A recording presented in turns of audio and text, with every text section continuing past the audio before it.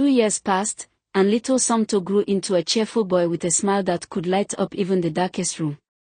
To the world, he was Chike and Adi's long-awaited miracle. Only 3 people knew the truth, and one of them had disappeared. Chike did everything to be a good father. But sometimes, love wasn't enough to silence pain. He still had nights when he stared at the ceiling, asking himself, "Am I raising another man's son? Am I a fool for staying?" He never voiced these fears, but they echoed in the quiet moments between him and Adis. Adis, on the other hand, tried to bury her guilt in perfection, cooking Chike's favorite meals, keeping the house spotless, attending every church program. But love built from effort alone can crack under unspoken regrets. Their relationship became polite, functional, but no longer alive. One evening after work, Chike walked into his home to find Jidenna sitting in the living room. Adi's face was pale, her hands shaking. Jidenna stood as soon as he saw Chike.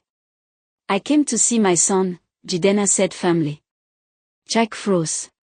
Those words, "my son," ignited every suppressed wound.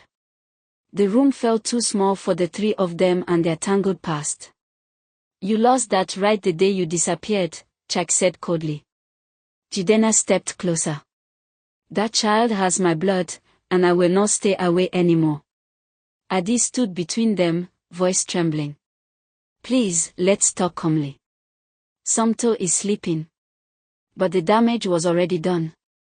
Somto's 3rd birthday exposed the final crack. At the party, relatives and friends gathered, celebrating the little boy. When he blew out the candles, his eyes sparkling with joy, Jidenna, who had been invited reluctantly, lifted him briefly and said aloud with a proud smile, "Like father, like son." The guests laughed. Chike didn't. That night, after everyone left, Chike packed a suitcase again. Adis blocked the door, sobbing, "Please don't go. We were healing." Chike wiped his face. "Healing?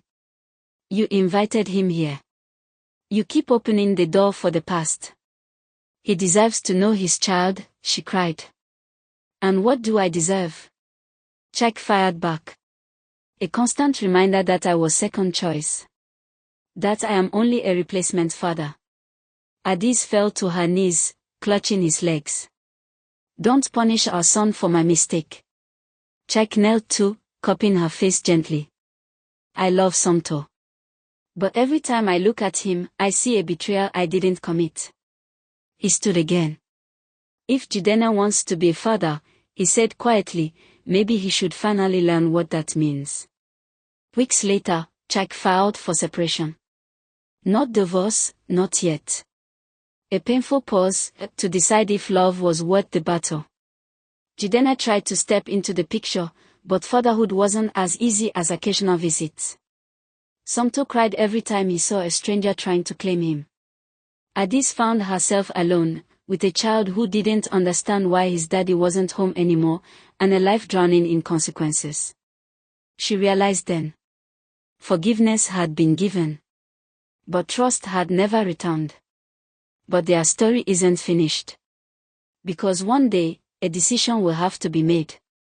Raitero, who is Somto's true father, the man who gave him life?